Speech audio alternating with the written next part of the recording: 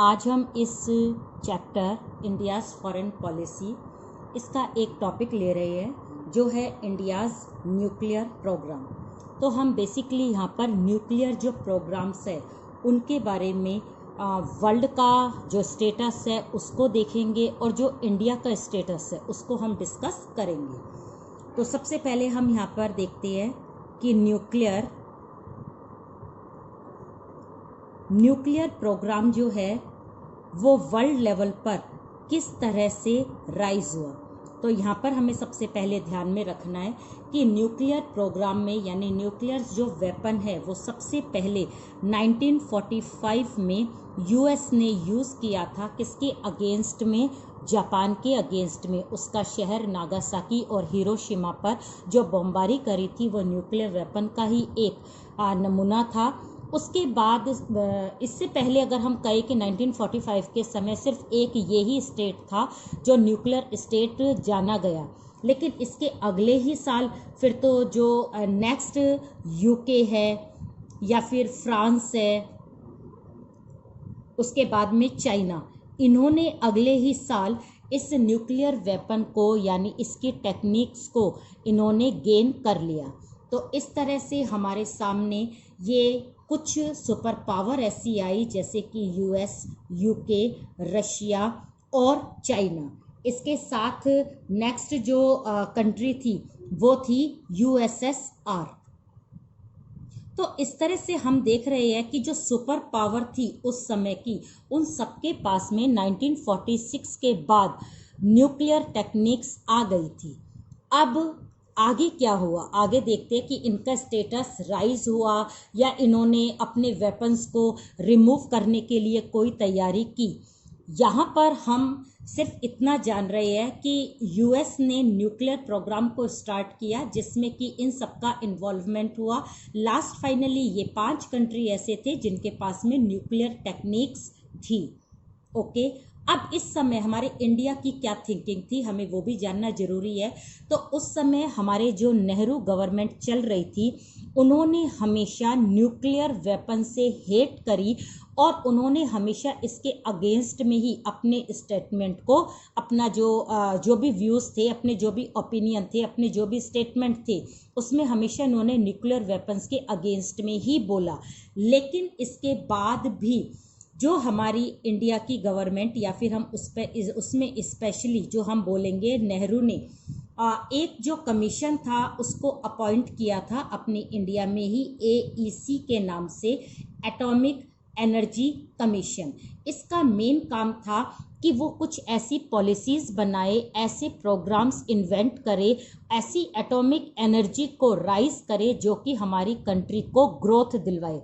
तो कहने का मतलब है वैसे तो नेहरू जो थे या हमारी जो इंडिया थी वो हमेशा न्यूक्लियर वेपन के अगेंस्ट में रही है, लेकिन यहाँ पर रिसर्च करना, डेवलपमेंट करना, ग्रोथ करना ये हर कंट्री का राइट है। तो यहाँ पर नेहरू ने कहा कि चाहे इस एटॉमिक एनर्जी को हम कभी वॉर में यूज़ नहीं करें, लेकिन हम इसको जब भी यूज़ करेंगे उसको हम पीसफुली तरीके से यूज़ करेंगे। ये बात नेहरू ने कही और लगातार इंडिया इस बात की एफर्ट्स करने लगा कि वो जल्द से जल्द न्यूक्लियर टेस्ट करे। इसी बीच हम बात कर रहे थे सुपर पावर्स की। सुपर पावर्स के पास जो थी ये न्यूक्लियर टेक्निक्स अपने आप मतलब इन्होंने इन्वेंट की थी। उसी समय इन्होंने एक ट्रीटी पर साइन करवाने शुरू करे और ये डायरेक्शन था डिसआर्मामेंट का। यहाँ पर सुपर पावर वर्ल्ड में डिसआर्मामेंट चाहती थी। वो चाहती थी कि कुछ हथियार जो है, कुछ वेपन जो है वो बैन होने चाहिए और उन पर इतना रिस्ट्रिक्शंस होना चाहिए ताकि उसको कोई यूज़ ना करे। इस डिसआर्मामेंट के पाथ पर ही ये सुपर पावर जो थी इन्होंने 1968 में एनपीटी को इंट्रोड्यूस किया। ठीक है, ये एक ट्रीटी थी 1968 में। ये जो एक ट्रीटी थी ये इंट्रोड्यूस हुई थी, जबकि ये ट्रीटी जो थी ये 1970 में क्या हुई थी, इम्प्लीमेंट हुई थी। तो हमने देखा कि 1968 में एनपीटी पर साइन करने वाले जो कंट्रीज थे वो थे 87। तो 87 कंट्रीज ऐसे थे जो नॉन न्यूक्लियर स्टेट थे जिन्होंने सुपर पावर के कहने पर इस एनपीटी पर साइन कर दिए और ये कहा कि वो कभी टेस्ट नहीं करेंगे। ठीक है, अब हमें यहाँ पर यह भी ध्यान रखना है कि एनपीटी की वैलिडिटी जो थी वो 25 साल थी। 25 इयर्स के बाद इस एनपीटी को मतलब कोई वैलिडनेस नहीं थी कि इसके बाद ये ख़त्म हो जाएगी, फिर ऐसी कोई ट्रीटी नहीं होगी। तो इसका जो टाइम पीरियड ख़त्म होने का था वो था 1995 में। ओके, तो हमने यहाँ पर देखा कि किस तरह से यहाँ पर जो एनपीटी है वो सुपर पावर जो है वो या तो फोर्सली या वॉलेंट्री जैसे भी है किसको साइन करवा रही है, बाकी की कंट्रीज को साइन करवा रही है। तो 95 तक आते आते इसमें कितने कंट्रीज ने साइन कर दिए थे वो आपको लर्न करने हैं, वो है 178। तो ये तो बात हुई एनपीटी की जो कि 1968 में इंट्रोड्यूस हुई, 1970 में इम्प्लीमेंट हुई। इसकी वैलिडिटी जो थी वो 1995 तक ही थी, यानी 25 साल तक इसको रखा जाना था, उसके बाद इसको रिमूव किया जाना था। तो स्टार्टिंग में 87 कंट्रीज ने इसको फेवर करा और फाइनली 1995 तक 178 कंट्रीज ने इस पर सिग्नेचर करके ये कहा कि वो टेस्ट नहीं करेंगे। ठीक है, अब हम बात करते हैं कि आखिर एनपीटी के प्रोविजन क्या क्या थे। ओके, एनपीटी में क्या क्या बातें थी। फर्स्ट चीज तो ये थी कि जितने भी नॉन न्यूक्लियर स्टेट हैं वो कोई भी टेस्ट नहीं करेंगे और जो न्यूक्लियर स्टेट है वो उन्हें एनकरेज नहीं करेंगे। तो यहाँ पर हमें ध्यान देना है कि एनपीटी के जो प्रोविज़न थे उस प्रोविज़न में जो मेन चीज़ थी वो था एनकरेज। तो यहाँ पर एनकरेज करना बिल्कुल मना था और ये एनकरेज कौन करता, जो न्यूक्लियर स्टेट थे उनको मना किया गया कि आप कभी भी उनको मोटिवेट नहीं करोगे कि वो न्यूक्लियर टेस्ट करें। ठीक है, दूसरा प्रोविज़न ये था पीसफुल पर्पस। यहाँ पर हम बात कर रहे हैं पीसफुली की। तो यहाँ पर ये कहा गया इस ट्रीटी में कि जो भी नॉन न्यूक्लियर स्टेट है वो अगर अपनी न्यूक्लियर एनर्जी को यूज़ भी करना चाहते हैं तो वो पीसफुली पर्पस के लिए करेंगे, वॉर के लिए नहीं करेंगे। ठीक है, तीसरा प्रोविज़न है यहाँ पर वो है हेल्प कह लो या असिस्टेंस कह लो। तो यहाँ पर किनको हेल्प चाहिए थी, जो नॉन न्यूक्लियर स्टेट थे। नॉन न्यूक्लियर स्टेट अगर उनको ऐसा लगता है कि उनको किसी से इनसिक्योरिटी है तो उनको सिक्योरिटी प्रोवाइड करवाने के लिए ये जितने भी न्यूक्लियर स्टेट है वो हमेशा उसके लिए तैयार रहेंगे, वो उसको असिस्टेंस यानी हेल्प करेंगे। तो इस तरह से हमने देखा कि जो एनपीटी थी उसके ये प्रोविज़न थे, उसके अंदर ये बातें कही गई थी जो कि 68 में इंट्रोड्यूस होकर 70 में इम्प्लीमेंट हुई थी। यहाँ हमें ये ध्यान देना है कि क्या नेहरू यानी इंडिया ने एनपीटी पर साइन किए थे। तो इस बात पर आपको ध्यान रखना है कि एनपीटी पर साइन नहीं किए गए थे। साइन करने से बिल्कुल मना कर दिया था। किसने? इंडिया ने मना कर दिया था। तो इंडिया ने मना क्यों करा उसके कॉजेज देखने से पहले हम आगे चलते हैं कि एनपीटी जिसका जो वैलिडिटी थी सिर्फ 1995 तक थी, आगे क्या हुआ। तो अगर हम आगे बात करें एनपीटी की, तो एनपीटी का नाम बदलकर 1996 में क्या रख दिया था, सीटीबीटी। ओके, ये 1996 में इसका नाम बदलकर सीटीबीटी रख दिया गया था, जिसमें कि 2000 तक कितने कंट्रीज ने साइन कर दिए थे। तो हम यहाँ पर ध्यान रखेंगे कि 2000 में कम से कम 187 कंट्रीज ने इस पर साइन कर दिए थे। किस पर? सीटीबीटी पर।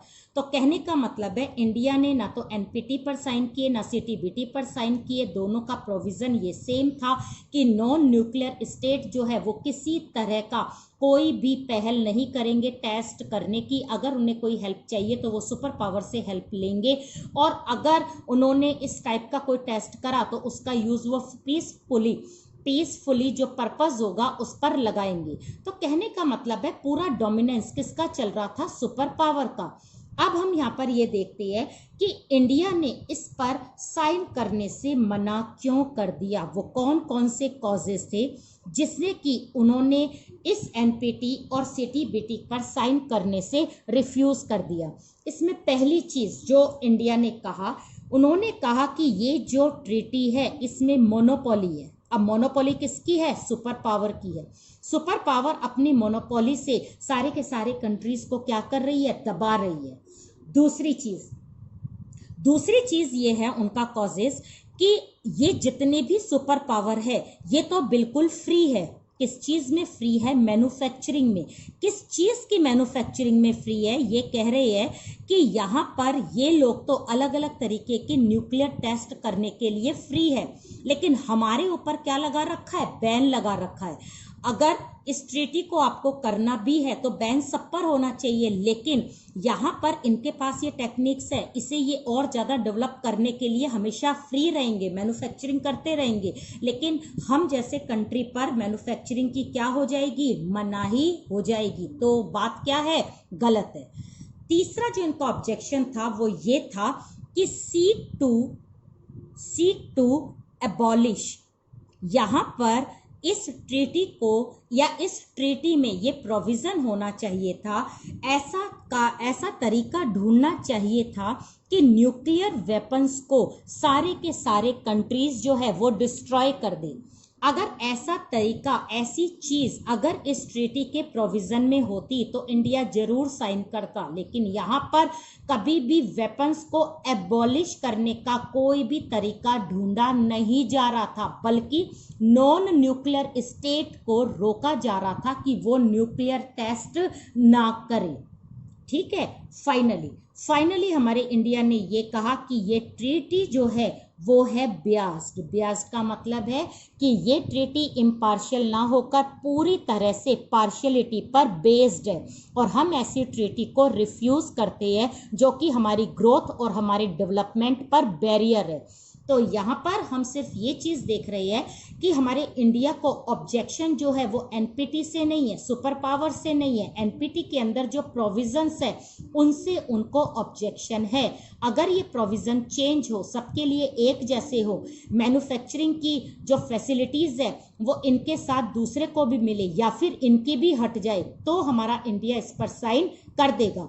अगर वो तरीका ढूंढे, इस ट्रीटी के थ्रू ये तरीका ढूंढे कि किस तरह से न्यूक्लियर वेपन्स को हम डिस्ट्रॉय कर सकते हैं, तो भी इंडिया उस पर साइन कर दे। और वैसे भी ये जो ट्रीटी है ये मोनोपोली पर बेस्ड है, और ये एक कैसी है? ये पार्शियल है।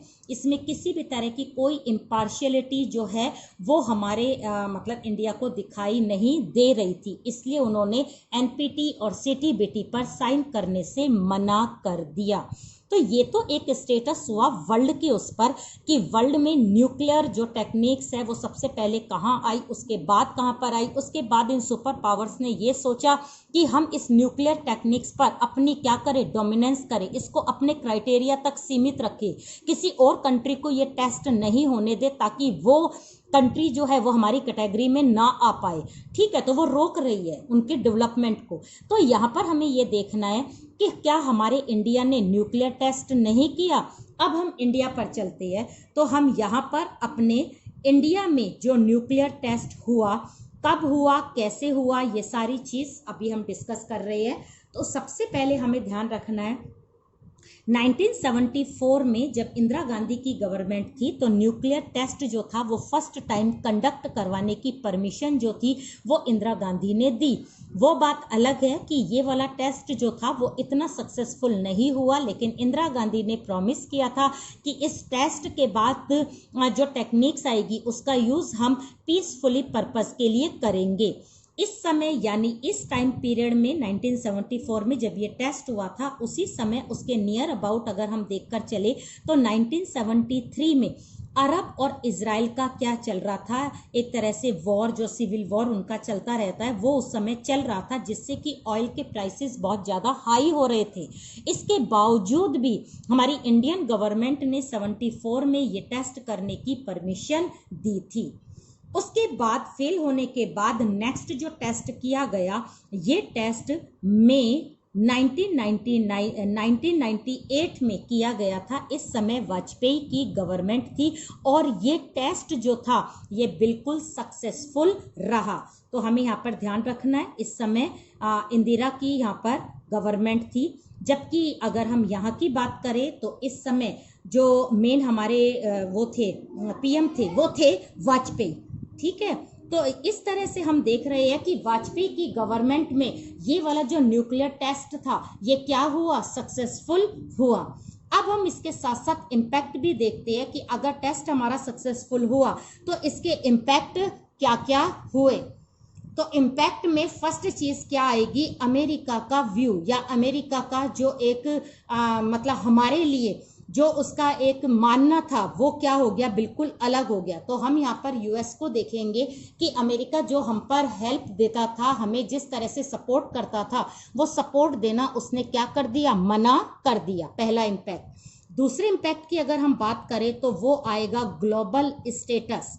ग्लोबल स्टेटस ऑब्वियसली अगर इंडिया ने न्यूक्लियर टेस्ट में सक्सेस मतलब गेन की थी तो अपने आप उसका स्टेटस ग्लोब में यानी वर्ल्ड में क्या हुआ, बढ़ा।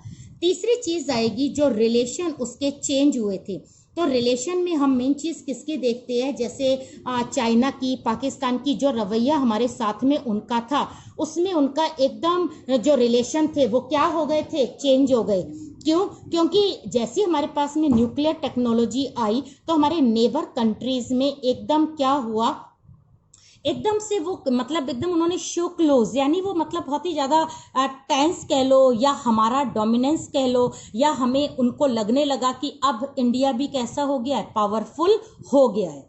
नेक्स्ट बात आई कि अब इंडिया कैसा कंट्री बन गया था, एक रिस्पॉन्सिबल कंट्री उसको बनना पड़ा नहीं, वो रिस्पॉन्सिबल बना। क्यों बना? क्योंकि अब उसके पास में न्यूक्लियर पावर आ गई थी। अब उसको चाहिए था कि कोई भी वॉर, कोई भी मतलब अगर कुछ ऐसा डिस्प्यूट्स हो रहा है तो वो अपने आप को कूल रखे। उसके ऊपर रिस्पॉन्सिबिलिटी थी कि वो ऐसे न्यूक्लियर पावर को हर समय यूज करने की ना सोचे और उसमें अपनी जो मेन ईगो है उसको भी वो सही रखे। तो यहाँ पर जिसके पास में न्यूक्लियर टेस्ट या न्यूक्लियर एक तरह से टेक्नोलॉजी थी, ये सारे के सारे कंट्रीज जो थे इस वेपन को यूज करने में सोचते थे, तो ये सारे के सारे रिस्पॉन्सिबल कंट्री माने गए। अब इसी कैटेगरी में कौन आ गया, इंडिया भी आ गया, क्योंकि उसके पास भी क्या थी, न्यूक्लियर पावर हो गई थी। लास्ट आती है बात, वो है ट्रस्ट।